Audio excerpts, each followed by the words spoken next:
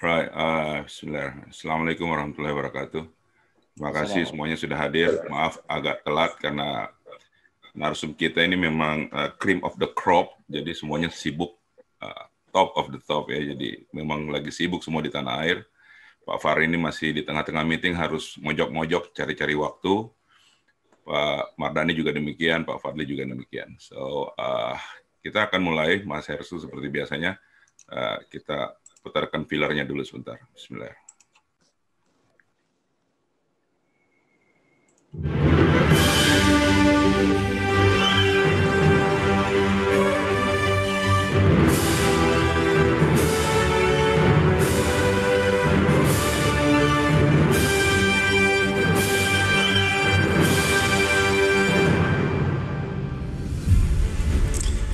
Dialog dan Diskusi Kebangsaan edisi khusus akhir tahun Kaleidoskop 2020.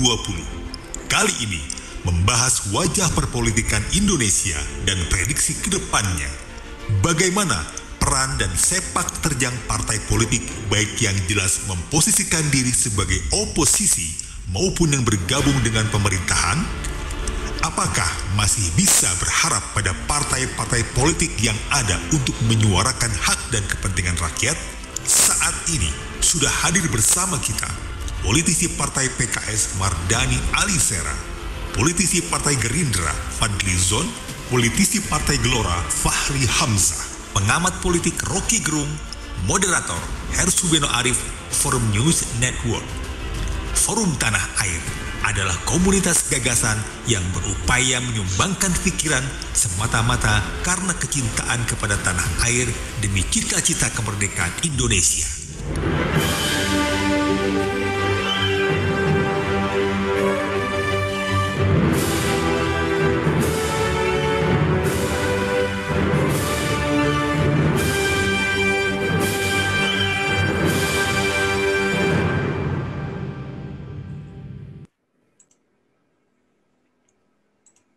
Silakan Mas Hersu, monggo. Assalamualaikum warahmatullahi wabarakatuh. Selamat pagi, selamat sore, selamat siang, selamat malam buat teman-teman. Seperti biasa saya Hersubeno Arif merasa terhormat dapat memandu acara ini, sebuah kegiatan bulanan yang dilakukan oleh Forum Tanah Air, yakni Forum Diaspora Indonesia yang malam ini untuk Indonesia sudah bergabung bersama kita mulai dari yang paling malam di Australia, kemudian juga di kawasan Asia, Oceania, kawan-kawan di Eropa, di Timur Tengah, di Afrika Utara, dan juga di teman-teman di Amerika yang saya kira pagi di kawasan Barat dan kawasan Timur. Tentu saja saya juga menyapa teman-teman dari seluruh tanah air, mulai dari ujung timur sampai ujung barat. Dan terima kasih pada para narasumber yang telah hadir. Saya kira ini Bung Fahri perdana ini ya, gabung bersama kita dalam bulanan ini ya. Ya, di bulanan perdana, tapi sudah ngisi beberapa acara di diskusi yang lain. Jadi untuk dengan teman-teman tidak asing lagi, terima kasih Bung Fahri. Sebenarnya tadi biasanya ini orang memang melihat duo F dulu gitu. Ya, sekarang ini saya kemarin hubungi katanya Bung Fahri masih banyak di Sumbawa ini ngurusin pilkada, tapi pilkada sudah selesai, sekarang bisa bergabung. Saya tidak tahu sibuk apa sekarang. Dan yang hadir juga Bung Rocky Gerung, tadi Bung Mardani masih minta waktu sebentar untuk sudah bergabung, tapi videonya baru bisa muncul beberapa waktu ke depan. Saya kira kita karena perdana kita minta juga Bung Fahri untuk memberikan pandangannya, dan ini berkaitan dengan prediksi politik kita tahun mendatang, tapi kita tidak bisa mengabaikan fakta hari ini bahwa Polda Metro Jaya sudah menangkap dan menerapkan penahanan dari Habib Rizik Syihab. Saya kira bagaimanapun juga kita tidak bisa mengabaikan faktor Habib Rizik Syihab bagi konstelasi politik kita hari ini maupun ke depan. Saya silakan Bung Fahri untuk menyampaikan analisisnya. Baik, terima kasih. Assalamualaikum warahmatullahi wabarakatuh.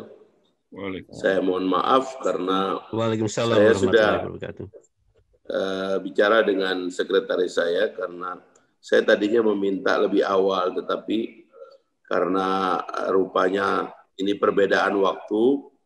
Jadi akhirnya mohon maaf ini masih di tengah kesibukan rapat-rapat. Biasa saya ini sejak nggak jadi pejabat rapatnya di luar jam kerja. Jadi kalau jadi pejabat rapatnya di dalam jam kerja. Nah, saya terkait topik ini sebenarnya banyak orang yang mengerti analisisnya ya. Mas Hersku saya kira tidak saja moderator, bisa menjadi narasumber yang valid tentang politik Indonesia. Tapi saya ingin, karena pola dari arus politik ini tidak berubah sebenarnya sejak Jokowi jadi presiden, maka saya sebenarnya ingin menawarkan kepada teman-teman untuk membantu dari luar melihat persoalan yang ada di dalam gitu. Jadi mungkin itu jauh akan lebih memberikan sumbangan kalau bisa ada narasumbernya yang berasal dari luar. Sebab kalau pola politik nasional ini semuanya udah bisa kita prediksi dari ujung ke ujung. Jadi calon presidennya kan cuman itu aja. Pembelahan politiknya kan cuman itu aja. Aktornya ya kira-kira begitu-begitu aja lah. Cuman memang kemudian datang pada waktu yang berbeda, tetapi kan plot dari permainannya juga nggak terlalu jauh berbeda. Isu yang dipakai juga itu juga lah, nggak ada yang terlalu signifikan bedanya. Itulah sebabnya kalau menurut saya kita memerlukan inspirasi dari luar untuk melihat dari jauh ya, drone view-nya atau helikopter view-nya. Sebenarnya bagaimana cara kita mengambil terobosan tentang politik Indonesia ini gitu. Karena ini kan berulang terus-menerus dan trennya itu menurun gitu. Kualitas politik kita menurun, kualitas ekonomi kita menurun, kualitas peradaban politiknya juga menurun. Nah, sehingga kita memerlukan semacam cara berpikir yang lebih kolektif, rekomendasinya itu yang lebih masif gitu. Jadi kita tahu bahwa kita akan terjebak kepada beberapa cara berpikir kalau kita teruskan cara kita melihat politik Indonesia hari ini. Politik aliran, ya kan, tidak solidnya antara kelompok agama, itu ada tulisan terakhir itu yang menarik itu dari seorang pastor di Papua itu yang tentang rasa takut yang sekarang ini meluas gitu di antara kelompok-kelompok beragama gitu. Nah ini memerlukan terobosan gitu tentang bagaimana kita reconcile ini. Tapi kami dari awal sebenarnya ketika kita bertemu dengan Pak Jokowi, kita tahu bahwa Pak Jokowi juga nggak punya jawaban tentang ini semua. Karena itulah kita tawarkan politik rekonsiliasi. Dari apa yang dilakukan oleh di awal pemerintahan ini, Pak Jokowi menarik Pak Ma'ruf ya dari kelompok NU, lalu kemudian mengajak Pak Prabowo masuk ke dalam kabinet, lalu kemudian berbagai langkah-langkah rekonsiliatif lainnya, rupanya operator dari rekonsiliasi ini nggak ada. Jadi ada kelompok lain yang rupanya memang tidak menghendaki, artinya rekonsiliasi itu dianggap sebagai ide buruk lah di dalam politik Indonesia. Jadi lebih baik kita bertengkar menurut mereka, karena pertengkaran ini mungkin dianggap menuntaskan satu dinamika untuk saling meniadakan gitu, karena salah satu value-nya harus dihilangkan gitu. Kan problem kita dengan Pancasila itu adalah karena dia adalah ideologi gabungan. Kalau di tempat lain itu ideologi diambil cuma satu. Kalau Anda ngambil sekularisme, maka agama tidak boleh diajak. Kalau Anda ngambil agama, maka sekularisme tidak bisa diajak. Demikian juga dalam ideologi ekonomi. Kalau Anda sosialis, Anda tidak kapitalis. Kalau Anda kapitalis, Anda tidak sosialis. Problem kita ini dengan ideologi negara kita ini adalah karena idenya itu adalah ide pertengahan gitu. Dia menggabungkan antara sekularisme dengan agama gitu kan. Tapi dia juga menggabungkan antara sosialisme dengan kapitalisme. Bung Hatta mengatakan kita mendayung di antara dua karang. Pancasila mengatakan ada ketuhanan tapi ada kemanusiaan. Ya di tempat lain hanya ada kemanusiaan, tidak ada ketuhanan. Ada di tempat lain ada ketuhanan, tidak ada kemanusiaan gitu. Nah inilah problem-problem kita yang menurut saya Indonesia ini memang memerlukan satu langkah kolektif yang cerdas untuk memiliki kemampuan bersama membaca implementasi dari ideologi yang rumit ini gitu. Nah, ideologi yang rumit ini yang susah mencari penerjemahnya. Sehingga kalau kita baca gitu, Bung Karno ketika menarasikan ideologi ini dari awal, toh dia setuju dengan terjemahan PKI di salah satu pojok dari sejarah kehidupannya. Kalau Pak Harto kemudian dia juga terjebak untuk mengambil jalan keras dari ide ini karena di Indonesia atau di dalam sistem kita ini atau dalam sistem pemerintahannya demokrasi dengan kebebasan juga diterima, tapi keterpimpinan dalam demokrasi terpimpin juga diterima. Jadi belum ada satu pemimpin yang dapat menerjemahkan keseluruhan ide-ide kompleks dalam Pancasila kita ini. Karena itulah selama interpretasi atau selama kepemimpinan tidak memiliki kesanggupan untuk menginterpretasi rumitnya ideologi negara kita ini, maka selama itulah kita akan menghadapi konflik ini gitu. Pak Harto, Bung Karno jatuh, Pak Harto jatuh, ya kan? Jadi Bung Karno dengan mengambil satu sisi dari ide negara yang cenderung sosialistik komunis jatuh juga. Pak Harto mengambil kepemimpinan melepas demokrasi jatuh juga. Dan seterusnya lah ya. Pemimpin-pemimpin ini relatif yang agak rekonsiliatif dengan topik ini Pak SBY. Mungkin kalau dalam politik Pak SBY ini di antara pemimpin yang paling cerdas yang ada. Pak Habibie jago teknokratis tapi dia nggak jago politik. Makanya dia juga nggak lama. Nah Pak Jokowi ini juga saya agak khawatir gitu. Kemampuannya menerjemahkan ide-ide ini agak rumit, gitu, agak sulitan gitu. Sehingga menghadapi isu sederhana seperti HRS ini aja ada kegamangan bagaimana menghadapinya. Sehingga kemudian benturannya banyak sekali. Nah apakah dia akan berakhir dengan baik atau tidak, ini yang kita tidak tahu. Jadi karena itulah saya sekali lagi justru mengharap kepada teman-teman untuk memiliki pandangan dari jauh gitu, untuk melihat bagaimana sebetulnya kita menghadapi gejolak politik di negara kita ini gitu. Kalau saya menganggap bahwa sepertinya memang ini adalah goncangan menuju penemuan jati diri baru dari dari bangsa kita ini, dan karenanya lah kita memerlukan agenda-agenda besar yang kita definisikan untuk mengalihkan kita dari sekedar konflik kecil yang ada di depan kita ini supaya kita punya mimpi-mimpi lain yang lebih besar gitu. Saya kira itu yang ada kalau teman-teman mengikuti kemunculan Partai Gelora, itulah yang kita kembangkan sekarang ini gitu. Kita mengembangkan ide rekonsiliasi, kita mengajukan platform agar Indonesia bersiap-siap menjadi negara besar, dan kita memikirkan arah baru agar cara berpikir lama yang membelenggu kita ini segera kita tinggalkan, konflik-konflik kecil segera kita tinggalkan. Krisis ini mudah-mudahan bukan melumpuhkan kita semua, tetapi justru menjadi jalan bagi kita untuk menemukan momen bagi kebersamaan menuju satu kebaruan lah dalam politik ini. Mungkin inilah yang bisa menyelamatkan kita, sebab kalau tidak, konflik di dalam negeri menguat, politik aliran menguat, krisis ekonomi kemudian mendera kita semakin lama semakin parah, dan ini kita bisa berada di ambang kehancuran. Nah ini saya kira yang saya ingin tawarkan gitu. Jadi tidak semata-mata ingin menjelaskan sesuatu, tetapi meminta agar teman-teman bisa lebih konstruktif gitu.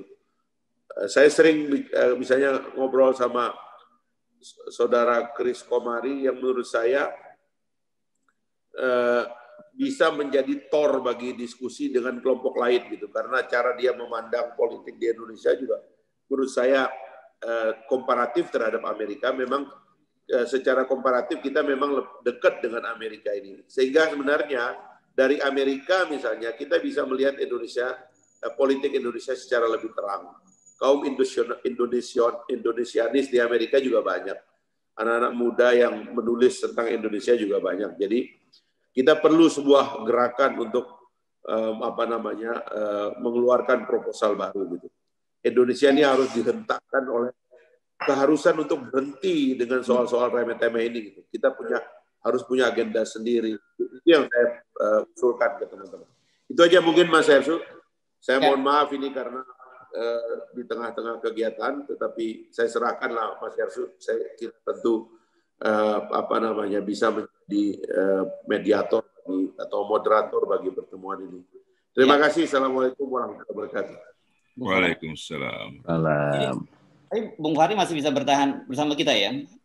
Soalnya masih ya Bung Fahri ya. Mas bisa nggak? Saya 15 menit aja Mas, karena sudah dipanggil juga ke dalam. Oke, kalau gitu kita lanjutkan sedikit dengan Anda. Kita dalami dulu soal gagasan Anda menyangkut rekonsiliasi, karena bagaimanapun kan tawaran itu harus diterima oleh kedua belah pihak. Sementara Anda tadi menyebut memang ada kelompok sekitar Pak Jokowi yang kelihatannya memilih pola ini. Kalau kita lihat kan sebenarnya sejak awal Habib Rizik sendiri juga sudah menawarkan ide-ide gagasan itu bahkan setelah dia pulang. Saya kemarin menyebutnya sebagai pilihan politik jalan buntu yang memang sengaja dipilih oleh pemerintah dalam soal ini. Ya, itu tentu banyak banyak kode-kode bahasa yang harus diterima oleh kedua belah pihak. Kalau kita anggap ini agenda siapa yang harus memimpin, memang yang harus memimpin harusnya idealnya adalah presiden. Saya katakan kan presiden ini kan sudah tidak perlu punya musuh. Dia akan berakhir di 2024. Dia juga kan tidak bisa lagi punya kepentingan yang terlalu teknis dengan politik 2024. Karena itu dia bisa mengangkat dirinya sebagai negarawan kan, yang memimpin rekonsiliasi. Tapi saya agak khawatir presiden tidak terlalu memiliki keterampilan operasional tentang bagaimana cara mengoperate ini rekonsiliasi, sebab saya sering melihat apa yang dia pidatokan dengan kelakuan aparat di lapangan itu tidak nyambung gitu. Jadi makanya orang sekarang mengkontroversikan pidato-pidato dia dengan kelakuan aparat. Nah, siapa yang menjembatani kelakuan aparat dengan pidato presiden, itulah posisi kedua yang bisa kita harapkan gitu loh. Kalau kita berharap kepada rakyat, kepada HRS, kepada yang lain-lain, rasanya mengharapkan gerakan massa yang kemudian satu orang mengemando semua hal, saya kira tidak terlalu mudah sekarang ini gitu, karena simpul-simpul massa itu terpencar pada banyak orang, dan karena itulah saya kira inisiatifnya harus datang dari presiden gitu. DPR saya lihat sudah agak rumit sekarang karena cara awal berpikirnya itu sudah keliru ya, terutama di dalam rekonsiliasi pengertian mereka tentang kabinet rekonsiliasi ala Prabowo ini agak keliru ini cara berpikirnya, sehingga DPR-nya itu justru malah dimatikan gitu.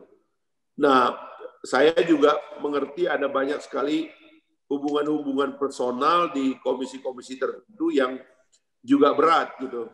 Jadi misalnya mau Gerindra, mau PKS, kalau di Komisi 3 itu pasti nggak bisa kritis itu, karena saya tahu ada pola-pola relasi internal yang rumit gitu, terlalu dalam mereka itu, dengan segala maaf ya, pertemanannya dengan pihak-pihak yang sekarang seharusnya bisa kita larang gitu ya, itu sudah agak jauh gitu. Teman-teman kurang menjaga jarak dengan pihak-pihak itu gitu. Jadi ini juga kesulitannya. Sekarang kita lagi mencari siapakah penerjemah di bawah presiden yang bisa mensinkronisasi antara pikiran presiden yang dikatakan dengan apa yang dioperasikan oleh aparat di lapangan. Ini yang mesti dicari. Kami partai baru tidak punya akses ke dalam pemerintahan sebagaimana partai yang sudah ikut pemilu. Tetapi kira-kira dari luar kami melihatnya masalah di sini gitu yang akan berefek berat ke depan. Saya kira itu Mas Hersu. Baik, kira ini sebenarnya tadi ada usulan karena Anda mau pergi meninggalkan forum ini duluan. Kalau ada pertanyaan, apakah masih bisa diakomodasi, Bung Fahri? Ya silakan, sampai saya masih bisa sampai jam 10 waktu lokal. Oke. Jadi sementara kita nyimak tadi usulan Bung Helmi, langsung saja kita diskusi dulu dengan Bung Fahri. Kalau ada pertanyaan 1-2 orang saja ya. Itu ada Mbak Yeti. Ya, pendek-pendek saja. Ada Mbak Yeti Aritonang dari Paris. Oh, dari Mbak Yeti Aritonang. Ya, nih. Ya, terima kasih Pak Heru Subono. Pak Tata, salam kenal Pak Fahri Hamzah. Saya Yeti Aritonang dari Paris. Mungkin tadi Pak Fahri menggalakkan untuk kita agar kita untuk lebih sebagai diaspora, itu saya bilang diaspora karena saya juga di luar negeri, agar lebih konstruktif. Waktu berapa bulan yang lalu kayaknya waktu itu sempat kita bicarakan ada caleg diaspora ya, untuk mewakili salah satu, untuk mewakili kita semua diaspora untuk di DPR. Apakah Bapak mengetahui itu sampai mana beritanya? Apakah sudah ada calon-calon yang ditawarkan mengenai caleg diaspora? Demikian pertanyaan saya Pak Fahri. Terima kasih. Oke, silakan berikutnya. Penanya berikutnya. Saya. Oke. Dari mana? Saya Teguh ya, dari Surabaya. Assalamualaikum Cak Fahri. Itu ada suara yang tidak di-mute, jadi cukup mengganggu itu. Tolong, iya. Ya, silakan. Silakan tadi dari Surabaya ya. Ya, oke. Cak Fahri, pertanyaan saya simpel aja ya. Sekarang ini kita kalau bersosial media itu takut-takut ya. Kenapa? Kan banyak yang ditangkapi. Kapan penangkapan ini bisa selesai atau sudah tidak ada penangkapan lagi, Cak Fahri? Tolong dibantu ya, karena Cak Fahri kan dekat banget ya dengan Pak Jokowi ya. Terima kasih Cak Fahri. Oke, 2 penanya dulu, Bung Fahri, langsung Anda jawab. Ya, gini, kita defisit kecerdasan pada elit kita. Demokrasi ini ide rumit. Pancasila itu lebih rumit dari demokrasi. Nah, itulah yang saya katakan, rasanya kalau pemerintah tidak ada overhaul dengan memperbaiki kualitas kaum intelektual di dalam pemerintahan, berat menurut saya sih. Pak SBY itu survive karena ada pertumbuhan ekonomi yang baik dan juga relatively dia adalah jenderal yang dianggap berpikir. Tapi itu pun menurut saya Pak SBY masih pakai selera saya ya. Seleranya untuk menginterpretasi demokrasi dan Pancasila kita itu belum memadai gitu. Nah, ini sekarang ini di pemerintahan ini lebih rendah daripada itu kemampuan menginterpretasi Pancasila dan juga demokrasi ya. Jadi sekali lagi demokrasi itu ide yang rumit, Pancasila lebih rumit lagi karena Pancasila itu di dalamnya itu menggabungkan hal-hal yang gagal digabungkan di tempat lain gitu. Di Barat itu sekularisme dan agama itu dipisah. Di kita sekularisme dan agama digabung gitu. Jadi kita punya ketuhanan yang Maha Esa, tapi juga kita punya kemanusiaan. Jadi histori juga dianggap sebagai karya Tuhan, tapi juga histori dianggap materialistik gitu. Jadi ini kerumitan dalam Pancasila. Nah, itulah sebabnya kalau kita tidak memiliki cukup kecerdasan untuk menerjemahkan Pancasila ke realitas, maka kita akan ngambil jalan pintas gitu. Nah, jalan pintas itu Bung Karno terpaksa jalan pintas. Dia akhirnya dekat dengan sosialisme dan bahkan komunis. Pak Harto kemudian ngambil jalan pintas. Dia potong demokrasi, dia ngambil demokrasi terpimpin, kata beliau. Ya, Orde Baru itu adalah demokrasi terpimpin. Baru kemudian kita masuk demokrasi setelah Pak Harto. Gus Dur pintar menarasikannya, luar biasa, tapi disertai kontroversi yang menyebabkan publik tidak bisa menangkap esensi dari pikirannya. Pak Habibie terpotong, Gus Dur terpotong, Ibu Mega terpotong sampai di ujung. Baru stabil ketika ada seorang militer berpikir, gitu loh. Yaitu Pak SBY, 10 tahun mantap. Tapi rupanya sekarang ini ada challenge lagi gitu, karena rasanya menurut saya ya kecerdasan memahami Pancasila dan demokrasi di masa Pak Jokowi ini rada-rada melorot gitu. Tidak saja karena Pak Jokowi sendiri memang tidak dikenal sebagai kaum intelektual, boleh diperiksa itu dalam sejarah kuliahnya beliau, dia bukan intelektual, dia nggak suka baca buku, dia nggak suka diskusi kayak Rocky Gerung gitu, dia senangnya itu katanya naik gunung ya kan, baca komik dan sebagainya lah, saya nggak tahu itu ya, karena saya bukan lulusan UGM gitu. Tapi rasanya juga di sekitarnya juga tumbuh pemerintah ini beternak feodalisme yang menyebabkan kualitas berpikir juga makin lama semakin tidak dihargai gitu. Nah, ini problem menurut saya, suka atau tidak, itulah yang menyebabkan saya melihat Pak Jokowi ada kehendak untuk menangkap ide-ide besar dari rekonsiliasi. Tapi begitu diimplementasi di bawah, tidak ada yang mengawal gitu. Jadi misalnya menjelaskan bahwa orang seperti HRS itu tidak berbahaya bagi Republik. Itu tidak ada yang mampu melakukan. Sekarang di inner circle pemerintah itu orangnya mengatakan bahwa ini orang berbahaya dan harus dihabisi. Lah kan kesimpulan seperti itu bodoh sekali, sementara Arab Saudi dan Amerika saja tidak menangkap Habib Rizik. Bahkan Habib Rizik itu diklarifikasi oleh intelijen Saudi bersama intelijen Amerika dan juga termasuk intelijen Emirat di sana, seolah-olah ditanyakan apakah dia punya hubungan dengan ISIS misalnya, jelas itu klarifikasinya mengatakan bahwa dia nggak berhubungan dengan gerakan-gerakan itu gitu. Tapi begitu sampai di Indonesia, ini orang seperti menakutkan gitu. Padahal ini orang kan dulunya kan cuman berceramah gitu ya di Petamburan dan sebagainya, itu dekat dengan tentara, dekat dengan Polri. Saya tahu betul tuh, karena kalau boleh dibilang tentara dan Polri bertanggung jawab atas lahirnya FPI. Tapi tiba-tiba sekarang diberi interpretasi lain bahwa ini orang berbahaya dan sebagainya gitu. Ramelah kita satu republik kan. Padahal kalau kita ngerti cara mengatasinya secara sederhana, tentu sederhana juga cara mengatasinya. Nah, ini yang saya bilang, demokrasi itu ide rumit, apalagi Pancasila. Nah, kalau tidak ada interpretator yang jago tentang ini yang menciptakan kerumitan gitu. Sayang orang seperti Yudi Latif misalnya keluar dari BPIP. Karena tadinya kan BPIP kita bayangkan akan menjadi interpretator yang baik. Tapi rupanya mungkin Yudi Latif suatu hari harus diundang di forum seperti ini untuk mengklarifikasi kenapa dia melakukan itu.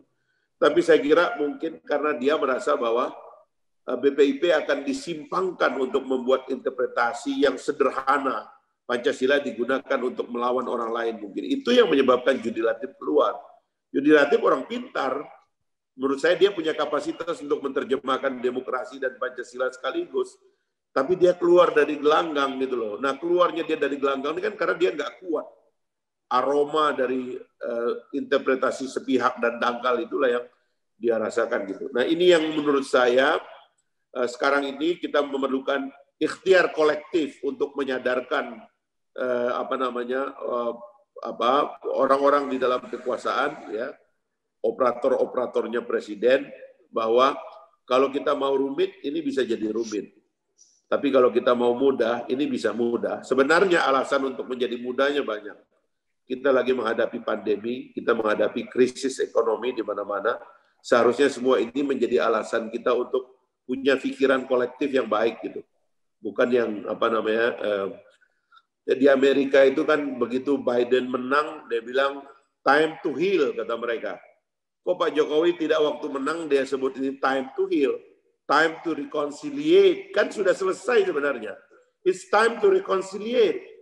So kenapa berantem lagi, kan itu pertanyaannya. Cuma saya nggak tahu mesti ngomong ke siapa, karena kita kan orang di luar gelanggang ini semuanya ini kan. Saya kira itu Mas Ersu, saya mohon maaf karena saya harus ikut rapat lagi. Terima kasih banyak atas kesempatannya. Assalamualaikum. Pak Fahri nggak bisa hadir nanti insya Allah di question and answer-nya di belakang. Insya Allah. Ya. Terima kasih. Nanti saya kasih info Pak kalau ada question and answer di belakang. Ya, terima kasih. Ya, Pak. Ya, assalamualaikum. Waalaikumsalam warahmatullahi wabarakatuh. Ya, oke. Sekarang kita beralih ke Bung Mardhani Alisera. Sudah bergabung ya, Bung Mardhani ya? Assalamualaikum. Salam Mas Ersu, sehat semua. Sehat, Masya Allah. Waalaikumsalam warahmatullahi wabarakatuh. Oke, ini Anda ini walaupun kalau Anda di dalam parlemen, tapi di luar pemerintahan, itu kan sebenarnya juga yang dimaksud oleh Fahri tadi. Bung Fahri tadi sebenarnya banyak sekali hal-hal yang menarik untuk kita dalami. Sayang beliau tidak punya waktu panjang bersama kita malam ini, karena saya paham bahwa di Jakarta ini memang sekarang situasinya luar biasa sibuk dan banyak koordinasi di mana-mana, dan kita apresiasi Bung Mardhani bisa hadir bersama kita. Silakan Bung Mardhani, Anda melihat ini karena tema kita prediksi gitu ya. Tapi tentu saja pijakannya adalah realitas hari ini, karena kalau melihat situasi Jakarta saat ini panas sekali dengan penetapan dan penangkapan dan penahanan dari Habib Rizik Syihab. Makasih Mas Ersu. Izin buat semua teman-teman yang hadir. Bismillahirrahmanirrahim. Assalamualaikum warahmatullahi wabarakatuh. Waalaikumsalam warahmatullahi wabarakatuh. Alhamdulillah, Allahumma sholli ala Sayyidina Muhammad, amma ba'd. Selamat pagi, selamat siang, selamat sore, selamat malam, dan salam sejahtera untuk kita semua. Bahagia sekali dan apresiasi kepada Forum Tanah Air yang dengan tekun mencoba untuk selalu membangun ekosistem di mana negeri kita, Indonesia yang mungkin jauh di mata ya dari teman-teman dapat tumbuh dan berkembang ya.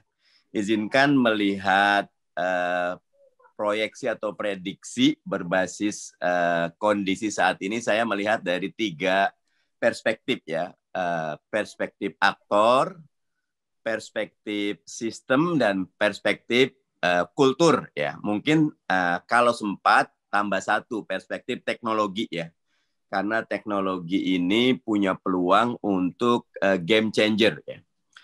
Yang pertama Mas Hersu terkait dengan aktor ya, karena sistem kita adalah presidensialisme itulah. Maka presiden punya peran sangat sentral. Saya selalu mengutip adagium everything rise and fall on leadership ya. John Maxwell ya, segalanya naik turun karena kepemimpinan. Tentu Pak Jokowi punya peran sentral seperti juga presiden-presiden lainnya ya. Karena kalau kita lihat di Undang-Undang Dasar setidaknya pasal hak atau kekuasaan yang dimiliki presiden itu ada 12 pasal. Contoh misal, dengan posisi yang sangat kuat sekarang, Pak Jokowi salah mengambil jalur rekonsiliasi yang buat saya artifisial dan slapstick ya, dengan mengajak Pak Prabowo gabung ataupun Kiai Ma'ruf ya. Kalau kita lihat Kiai Ma'ruf dengan segala hormat, itu semata-mata ini bukan pandangan oposisi ya, tetapi saya melihatnya sekarang pun agak banyak kabar-kabar yang muncul itu just a matter of electoral incentive gitu loh. Mas Ersu, suara saya terdengarkah? Oh, clear. Oke. Clear. Karena Pak Jokowi di 2014 dapat 54%, sekarang dapat 55% lebih sedikit. Cuma nambah 1%. Ya. Bayangkan kalau bukan Kiai Ma'ruf yang voting blocknya teman-teman NU, mungkin keadaan berbeda. Kelihatan sekarang kalau kita agak jahil, Mas Hersu, Pak Jokowi seringkali lupa menyapa Kiai Ma'ruf ya. Walaupun Kiai Ma'ruf sangat besar hati, ya tidak kenapa gitu loh. Selalu disebut menteri atau yang lain, ada wakil presiden gitu loh. Yang kedua, mengajak Pak Prabowo, buat saya lagi-lagi itu adalah rekonsiliasi yang artifisial dan slaptish ya.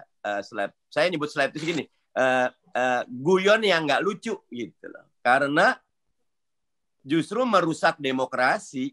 Ya. Kalau Pak Jokowi betul-betul ingin rekonsiliasi, maka sederhana kok. Ambil inisiatif mereformasi sistem politik kita. Turunkan presidensial threshold, turunkan pilkada threshold, mudahkan calon independen. Gitu. Nanti saya agak lebih detailkan di poin kedua ya. Biarkan parlemen bersuara secara bebas. Gitu.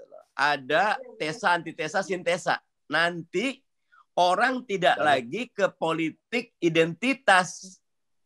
Karena politik identitas di kita itu saya punya catatan, karena 2 kali pilpres memang riding of the two horses gitu loh. Coba kalau 3 atau 4 gitu loh. Maka akan ada kontestasi karya dan gagasan, tidak pembelahan identitas.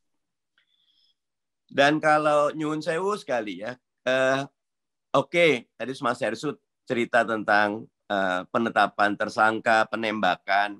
Saya tadi dengar Fahri sedikit gitu loh. Buat saya sederhana kasus Habib Rizik ini gitu loh. Kenapa harus ada ketegangan dari Polda mau ditangkap?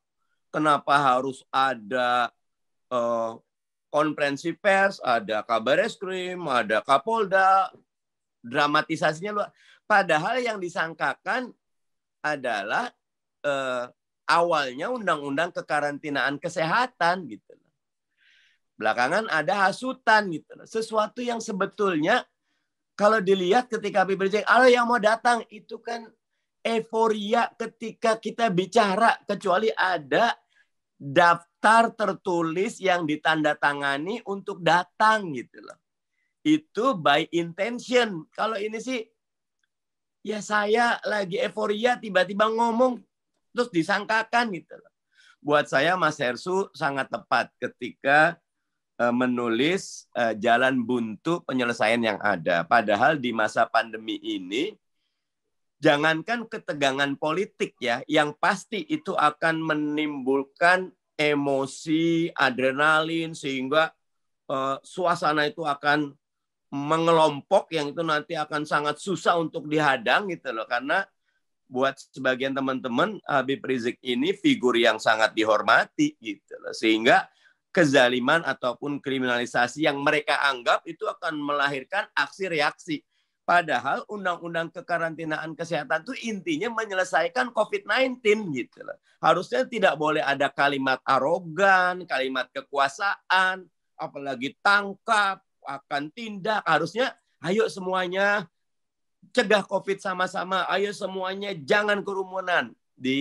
Sempat di Kompas saya kutip Habib Rizik, kalau lihat ceramah 212-nya Mas Hersu sangat-sangat lembut, sangat-sangat bijaksana, bahkan meminta maaf gitu loh. Oke, kembali lagi ke aktor. Sayangnya nyuwun sewu, reformasi tidak memberikan kepada kita satria piningit yang kita inginkan. Nanti saya akan masuk ke poin 2 ya di sistem. Yang kedua, selain aktor presiden, Mas Hersu, itu juga kepala daerah. Walaupun saya lagi sedih, beberapa kepala daerah ini menyiasati 2 periode nggak boleh maju itu dengan merekomendasi calon-calon jagoannya ya. Pak Azwar Anas di Banyuwangi bagus, akhirnya memajukan istrinya, menang ya. Bu Risma lumayan, memajukan Eri, menang ya. Nanti kita lihat karakter. Sebagian mengajukan dinasti politiknya, gitu. Ya, entah istri, anak dan lain-lainnya. Sama padahal peran kepala daerah juga dengan otonomi daerah yang ada, walaupun masih harus dikaji nih efek undang-undang Cipta Kerja. Jadi saya pernah barengan satu sesi sama Mas Sudirman Said. Beliau bilang, Mas Mardhani, saya ini pernah di kabinet. Bayangkan, hadir di rapat paripurna kabinet 50 the best talent in Indonesia. 34 dari kementerian dan sisanya 16 dari lembaga KL ya, kementerian lembaga. Ini adalah orang-orang terbaik dan dipilih oleh mayoritas satu orang. Kalau menteri satu orang. Itu hak prerogatif Pak Jokowi. Nanti ada tuh kayak Mahkamah Agung, lain-lain. Tapi semua panselnya, panitia seleksinya presiden. Jadi presiden bisa by intention membuat rekayasa. Terpilih orang-orang baik. Semalam saya ada Indonesian Leaders Talk membahas bersama Mas Giri dari KPK. Dia bilang ketika Mahathir menang dari Najib, maka langsung Mahathir membuat kebijakan yang sangat pro KPK-nya Malaysia. Setiap kementerian yang ber-APBN besar, anggaran besar, didampingi satu pejabat KPK Malaysia yang senior, plus 3 deputinya, plus 20 penyidik KPK embedded di kementerian itu. Ya, ikut terlibat. Lebih turun lagi 1, 2, 15. Sehingga betul-betul Mahathir memberikan political will yang keras. Periode 1, Pak Jokowi sempat minta rapot kepada KPK untuk calon menteri. Tapi periode 2, KPK sama sekali tidak diindahkan. Tidak ada lagi rapot calon menteri diminta dari KPK. Sehingga terjadilah kondisi yang sekarang. Mungkin sekarang puncak gunung es ya. Karena memang ya periode kedua Pak Jokowi catatannya banyak. Tapi kita tidak ke situ. Nah, jadi di aktor ini, Mas Hersu dan teman-teman sekalian, kita punya banyak catatan. Sekarang masuk ke poin 2, sistem. Nah, disinilah pandangan saya, kita masuk kepada bukan bertanya siapa yang salah, ya, tidak melulu Pak Jokowi, tetapi di mana letak kesalahan. Nah, di mana letak kesalahan ini, pandangan saya mandang dari perspektif Darren Acemoglu ya, Why Nation Failed. Kita belum mampu membangun pemerintahan yang punya kapasitas to govern. Governing quality-nya rendah. Data CSIS menarik. Dari tahun 97 sampai 2017, 20 tahun ya. Itu Freedom Index kita turun naik. Lumayan naik sedikit. Tetapi yang tidak naik-naik, Human Development Index kita.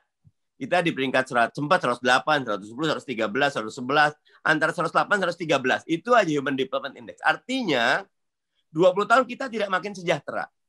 Makanya, itu efek dari governing quality-nya hilang.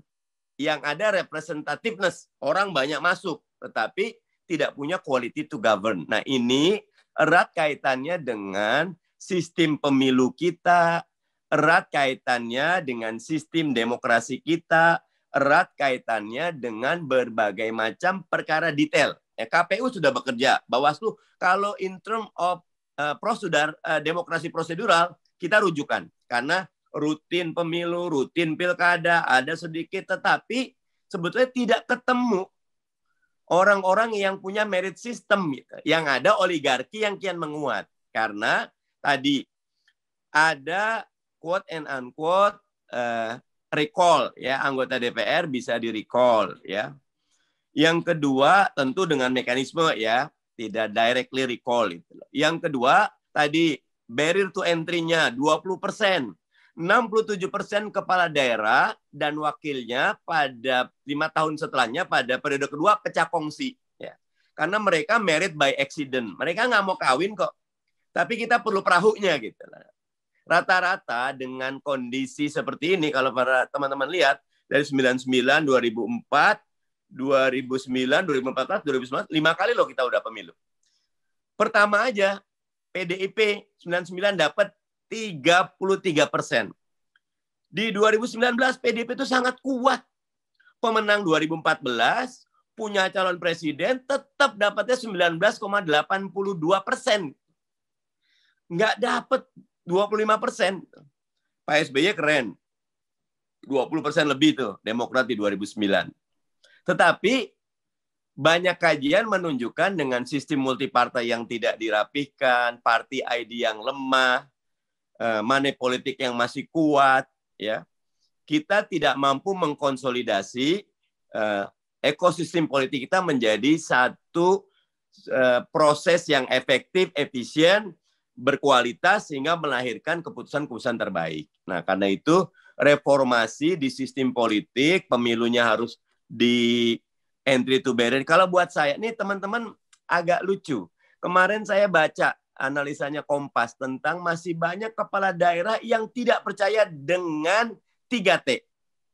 Test, tracing, testing, treatment. Di Purbalingga lucu. Bupatinya ngapain? Itu. Banyumas juga testing, ngabisin duit, mendingan bikin jalan. Akhirnya kasusnya bengkak.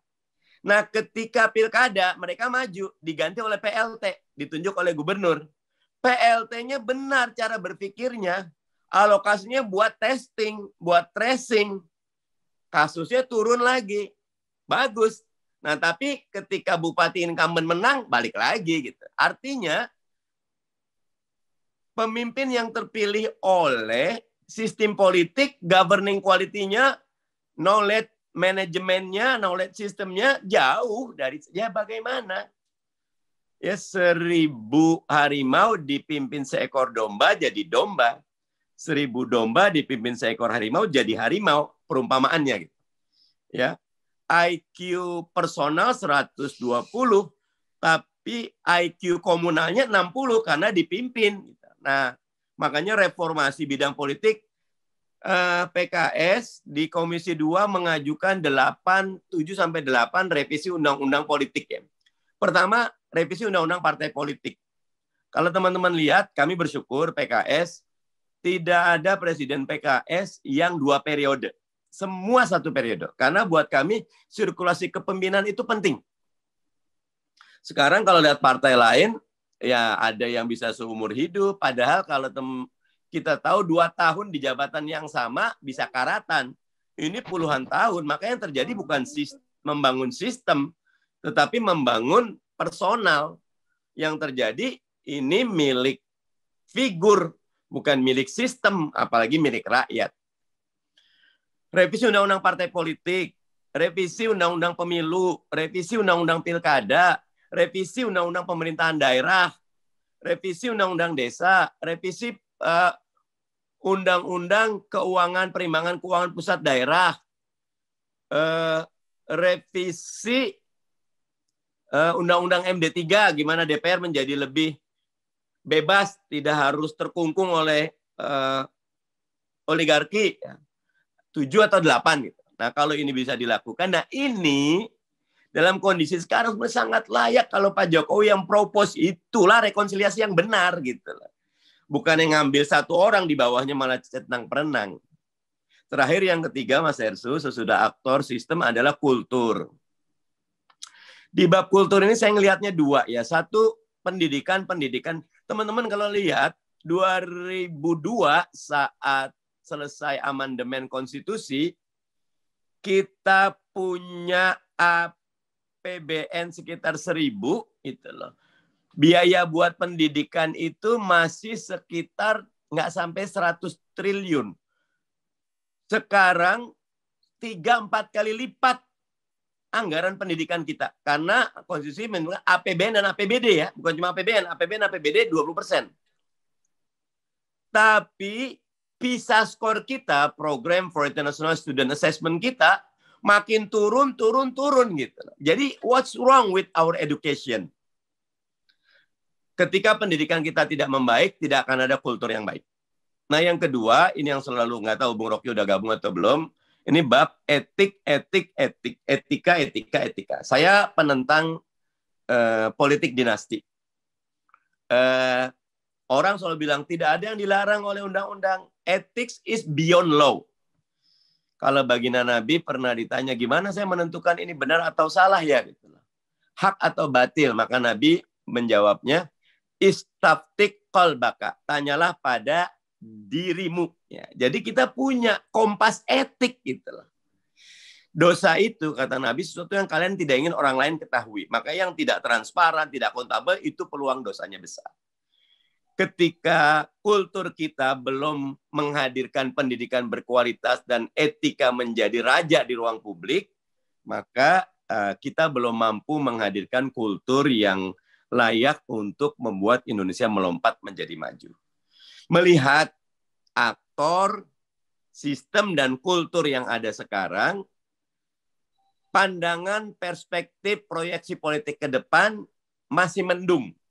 Tapi bisa cerah mentari hadir kalau kita bisa bersama-sama merumuskan roadmap yang tepat. Mudah-mudahan forum ini dapat memberi saya masukan seperti apa roadmap itu. Begitu Mas Hersu dan teman-teman sekalian. Al-haqqu min rabbik fala takunanna minal mumtarin. Wassalamualaikum warahmatullahi wabarakatuh. Ya, terima kasih. Waalaikumsalam warahmatullahi wabarakatuh. Kita lihat sebenarnya ada benang merah yang sama antara Fahri Hamzah dengan Bung Mardhani Alisera. Ini kelihatannya walaupun berpisah, satu sudah mufarokoh begitu mau mengambil jalan lain, cara pandang teman-teman tarbiyah tetap sama ini. Melihatnya ada problem leadership sebenarnya yang saya lihat. Jadi berikan bahasa yang berbeda-beda, tapi dan semuanya cukup halus. Tapi saya agak tertarik itu sekarang dengan ini. Bung Mardhani kan orang Betawi nih. Sekarang kelihatannya mungkin apakah karena mentok lihat situasi ini mulai lari ke mitologi Jawa gitu berkaitan dengan tadi Satrio Piningit, terus bahasa-bahasanya dan Nyun Sewunya berulang-ulang. Yang perlu menarik untuk kita cermati. Nanti kita lanjutkan. Siap. Pokoknya itu Mas tego lorone ora tego patine gitu. Wow. Oke, ini udah makin fasih nih. Lanjut. Ya. Mbak Mas Atta, apakah Bung Fadlizon udah gabung? Belum Mas, masih minta waktu. Mungkin kita langsung ke rock the party dulu deh. Ya, oke. Bro, masih gabung sama kita, Bro?